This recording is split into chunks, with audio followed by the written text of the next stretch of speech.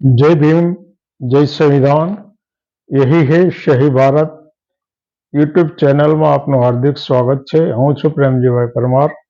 મિત્રો, માનવ જીવનના તમામ વ્યવહારોને સ્પર્શતી રાજકીય પ્રક્રિયાની સાથે તમે સીધા અથવા તો અપ્રત્યક્ષ રીતે જોડાયેલા હોવ જ છો અને તમે સીધા રાજકારણમાં છો કે નથી, તમે રાજકારણમાં ભાગ લો છો કે નથી લેતા, પરંતુ તમામ રાજકીય ગતિવિધિઓ તમારા સામાજિક આર્થિક જીવનને હંમેશા સ્પર્શતી હોય છે। એટલે આ બાબત જાણવી, સમજવી અને એમાંથી કંઈક બોધપાઠ લેવો એ પણ એક આપણી જરૂરી આવશ્યકતા છે। અને આ બાબતની આજે ચર્ચા એટલા માટે કરવાની જરૂર ઊભી થઈ છે કે હમણાં આ અઠવાડિયાની અંદર ગુજરાતની અંદર એક નવી રાજકીય પાર્ટીનું અસ્તિત્વ આવ્યું છે અને એનું નામ પણ બહુ સારામાં સારું રાખવામાં આવ્યું છે, પ્રજાશક્તિ ડેમોક્રેટિક પાર્ટી।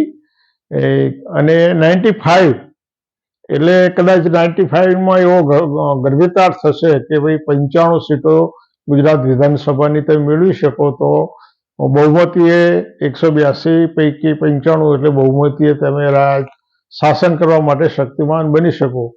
તો સવાલ એવો ઊભો થઈ શકે કે ભાઈ ગુજરાતના રાજકારણમાં ભાજપ નામનો પક્ષ છે, કોંગ્રેસ નામનો પક્ષ છે, આપ છે અને બીજા ઘણા બધા નાના પક્ષો છે અને ગઈ વિધાનસભાની ચૂંટણીની અંદર તો લોટો પક્ષોએ જેનું કોઈ જ્યાં નામ નિશાન નહોતું, જેની પંચાયતમાં ઉભા રહેવાની શક્તિ નહોતી, એવા ઢગલાબંધ પક્ષોએ ઉમેદવારી કરી અને ક્યાંક એકબીજાને મદદરૂપ થયા, ક્યાંક કોઈ તોડ કરવા માટે ઉભા રહ્યા છે અથવા કોઈ કંઈક આર્થિક અથવા સામાજિક લાભ માટે ઉભા રહ્યા, પણ ઢગલાબંધ પક્ષોએ એની અંદર ઝંપલાવી અને પોતાનું અસ્તિત્વની નોંધ કરાવી, એથી વિશેષ કંઈ કરાવી શક્યું નહીં।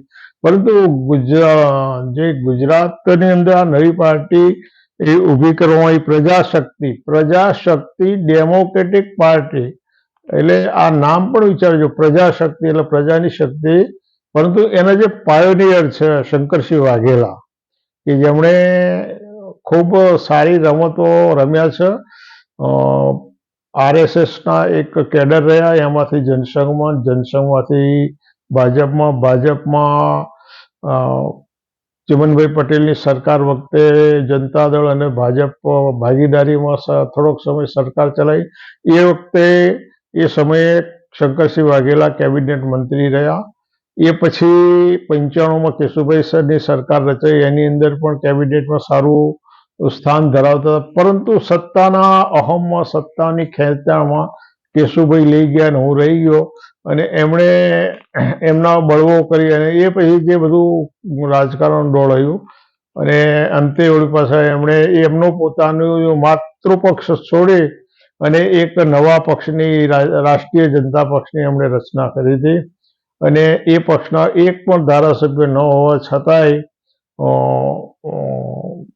એ કોંગ્રેસના ટેકાથી એમણે મુખ્યમંત્રી બન્યા, સરકાર ચલાવી અને વળી પાછા કોંગ્રેસની અંદર ભળ્યા, કોંગ્રેસની અંદર પક્ષ પ્રમુખ બન્યા અને બીજું ઘણું બધું મેળવ્યું।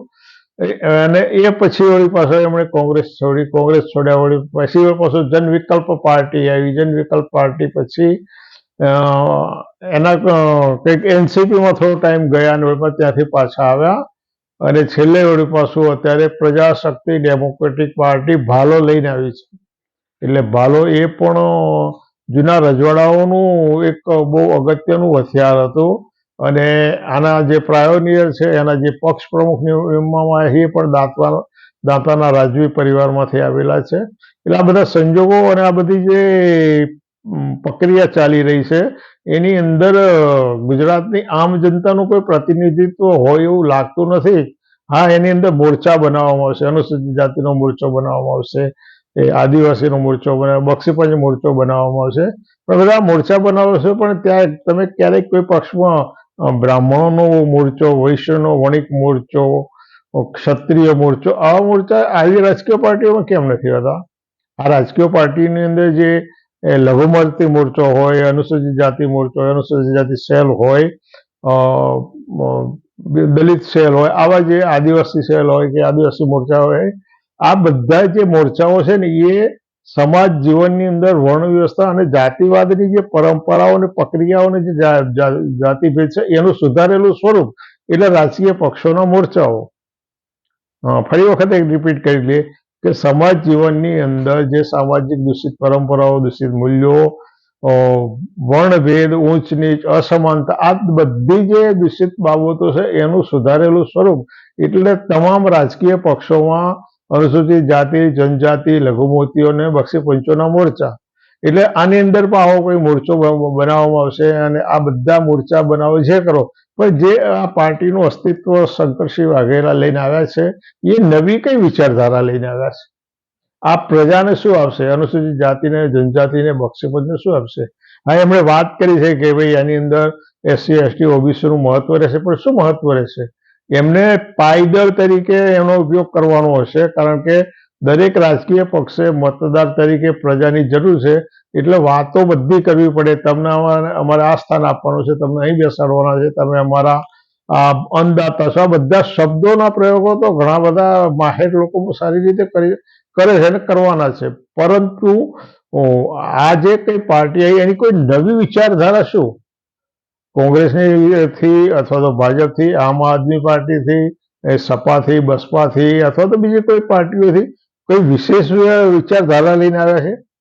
આમાં તો માત્ર ને માત્ર એક જ વિચારધારા દેખાય છે કે ભૂતકાળની અંદર જે શંકરસિંહ વાઘેલાએ સત્તાનું જે વારંવાર હસ્તાંતર કર્યું છે અને સત્તા સ્થાને રહ્યા છે, એટલા સત્તા સ્થાને રહેવા માટે અને ભૂતકાળની અંદર એમણે જે શાસક પક્ષના અગ્રણીઓ, મોવડીઓ સાથે જે બેઠકો કરી, એટલે આની અંદર પ્રજાનું વિભાજન છે. આમાં માત્ર પ્રજાનું વિભાજન છે, મતદારોનું વિભાજન છે. અને આ જે શાસક પક્ષો અને એની નજીક જે લોકો રહ્યા છે એ બધા તો એકના એક જ છે.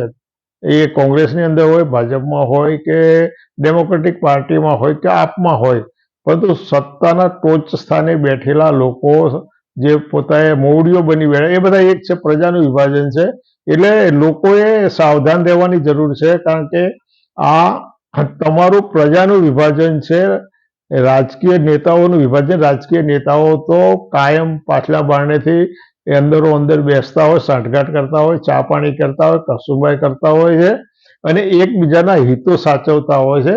હિતો જોખમાય છે પ્રજાના, અને પ્રજાનું એક વધુ હિત જોખવા માટે દલિતોની અંદરથી, આદિવાસીઓની અંદરથી, અન્ય પછાત વર્ગોમાંથી અને લઘુમતીઓમાંથી કેટલાક ટેકેદારો ઊભા કરવામાં આવશે.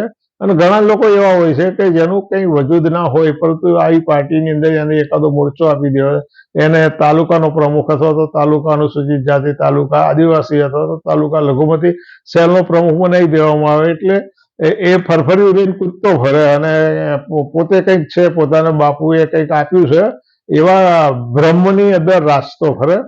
તો તમને બાબા સાહેબ ડૉક્ટર આંબેડકરે બંધારણીય ભારતની તમામ પુખ્ત વયની પ્રજાને મત આપવાનો અધિકાર અપાયો છે. એ મતના અધિકારે જે તે રાજ્ય સરકારો બને છે, તો એ રાજ્ય સરકારોનું નિર્માણ કરવાની સત્તા પ્રજા પાસે છે. તો પ્રજા તરીકે તમારે તમામ લોકોએ અનુસૂચિત જાતિ, જનજાતિ, બક્ષીપંચ, ઓબીસી તમારે વિચારવાનું છે કે ભાઈ હવે આ વારંવાર આપણું રાજકીય વિભાજન થઈ રહ્યું છે અને આ સત્તાના સ્થાને બેઠેલા અને સત્તાની નજીક રહેલા લોકો તો અંદર ખાને એકના એક જ છે. એટલે દરેક આ બાબત ઉપર વિચારો અને શંકરસિંહ વાઘેલાની જે રાજકીય પાર્ટી છે કે રાજકીય આકાંક્ષાઓ છે એને પણ વિચારો, કારણ કે એમણે જે પક્ષ પ્રમુખ તરીકે દાંતાના જે રાજવી પરિવારના ગૃહસ્થને બેસાડ્યા છે એ ભલે નિર્દોષ હશે, નિષ્કલંક હશે, પરંતુ કદાચ નવા નિશાળિયા હોય અને એમનો પણ ઉપયોગ કરવાનો હોય એવું બની શકે. કારણ કે ભૂતકાળની અંદર ભાવનગરના રાજવી પરિવારની અંદર એક શોક સભાની અંદર શંકરસિંહ વાઘેલાના જવાથી જે કંઈ વાદ વિવાદ સર્જાયો હતો, આ બધી જે પ્રક્રિયાઓ છે એ પ્રક્રિયાઓનો બારીકાઈથી અભ્યાસ કરો તો માત્ર સત્તા આકાંક્ષા માટે આ બધું થઈ રહ્યું છે, રાજસત્તા માટે. એમાં ક્યાંય પણ આમ પ્રજા નથી આવતી. એટલે આમ પ્રજાએ વિચારવાનું, વિચારો, ચેતો અને તમે કોઈ પણ નવા પક્ષમાં જઈ અને નવું એક વિભાજન ના થાય પ્રજાનું, એ માટે તમે તમારા ઘેર રહો એ વધુ સારું રહેશે. એવી અપેક્ષા સાથે હું તમને દરેકને વિનંતી કરું છું, આ ચેનલને સબસ્ક્રાઈબ કરો, લાઈક કરો, શેર કરો, કોમેન્ટ કરો અને એક સારો સંદેશો દરેકને મોકલો કે ભાઈ આ વિભાજન પ્રજાનું વિભાજન છે, આપણે પ્રજા તરીકે વિભાજિત નથી થવું. એ લોકો તો એકના એક જ છે, એક રહેશે, આપણે વિભાજિત નથી થવું. એટલી વાત સાથે દરેકને જય ભીમ, જય ભારત.